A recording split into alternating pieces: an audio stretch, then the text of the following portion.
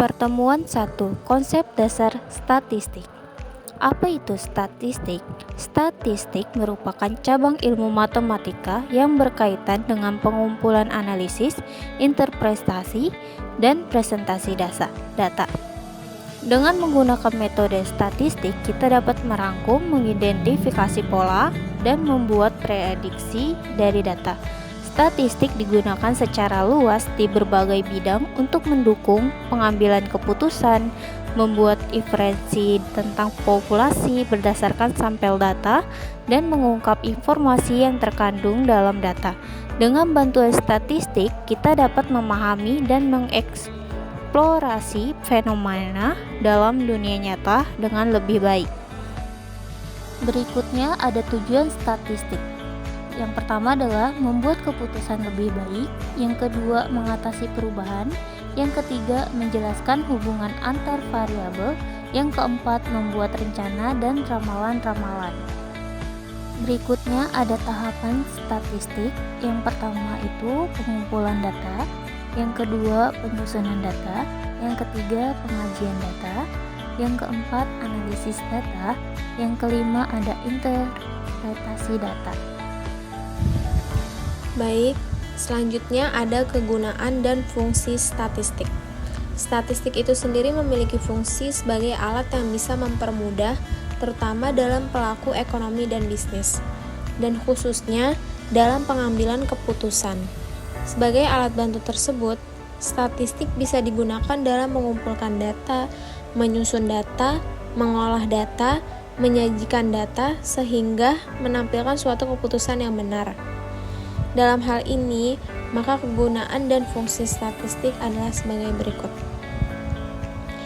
Yang pertama, statistik bisa dijadikan sebagai pelaku ekonomi dan bisnis. Lalu yang kedua, statistik juga bisa bermanfaat dalam perkembangan dunia bisnis dan ekonomi dari waktu ke waktu. Yang ketiga, statistik bisa digunakan untuk menyusun beberapa laporan. Yang keempat, statistik juga bisa mengetahui apakah ada gejala dalam ekonomi dan bisnis yang berhubungan dengan gejala atau kejadian yang lainnya. Kelima, terpenting adalah statistik bisa digunakan dalam menganalisis pengujian dengan menarik kesimpulan yang berarti dalam pengambilan keputusan pada kejadian ekonomi dan bisnis. Selanjutnya, di negara Indonesia dalam menangani masalah-masalah yang berkaitan dengan statistik, pemerintah membentuk Badan Pusat Statistik atau BPS, yaitu suatu lembaga pemerintah non-departemen, di mana bertanggung jawab langsung kepada Presiden.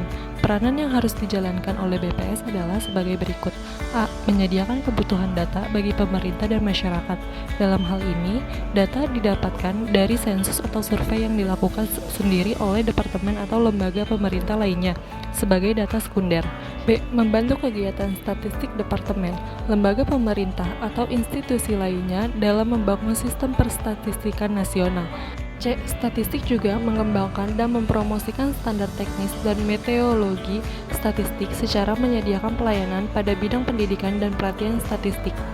D. Membangun kerjasama dengan institusi nasional dan negara lain untuk kepentingan perkembangan statistik nasional.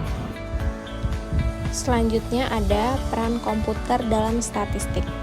Komputer dapat secara efisien digunakan pada setiap operasi pengolahan yang memiliki satu atau lebih karakteristik, yaitu sebagai berikut. Yang pertama, jumlah input yang besar. Kedua, proyek yang repetitif. Ketiga, diperlukan kecepatan tinggi dalam pengolahan. Lalu yang keempat, diperlukan ketepatan yang besar. Terakhir, mengolah hal-hal kompleks yang memerlukan bantuan elektronik.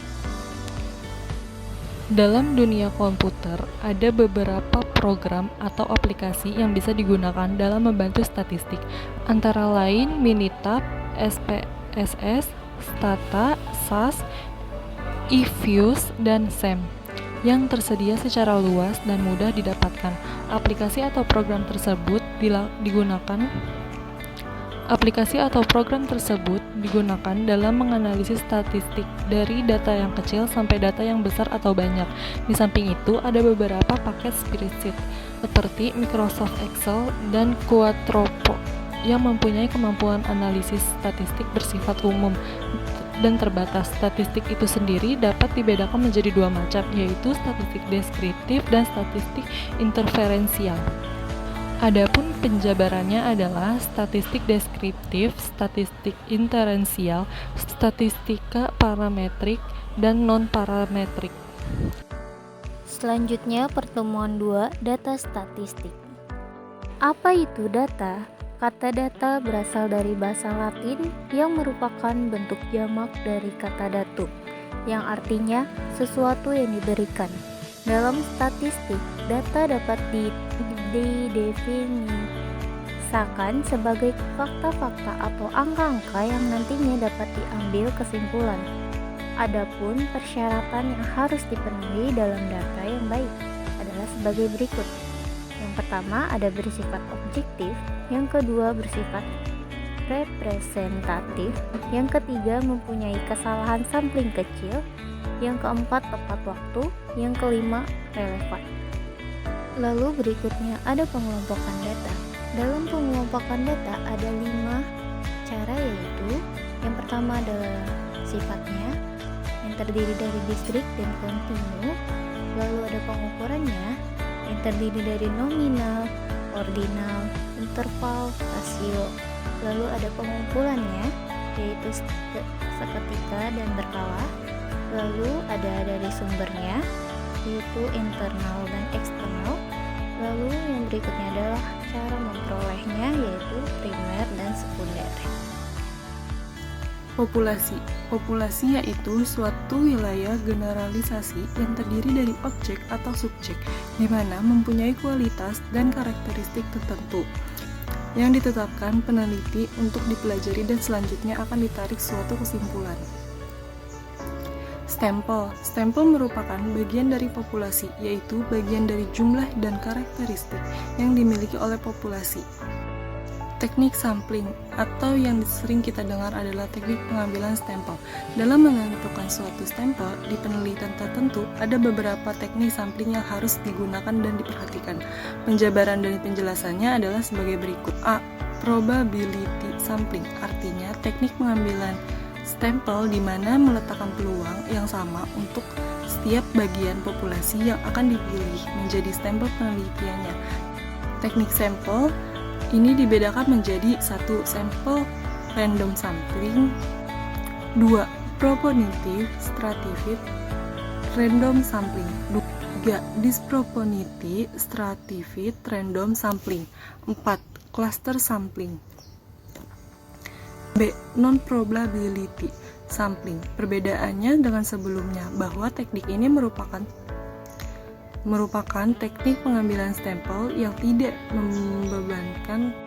Teknik ini merupakan teknik pengambilan stempel yang tidak memberi peluang yang sama untuk setiap anggota populasi untuk dipilih menjadi stempel.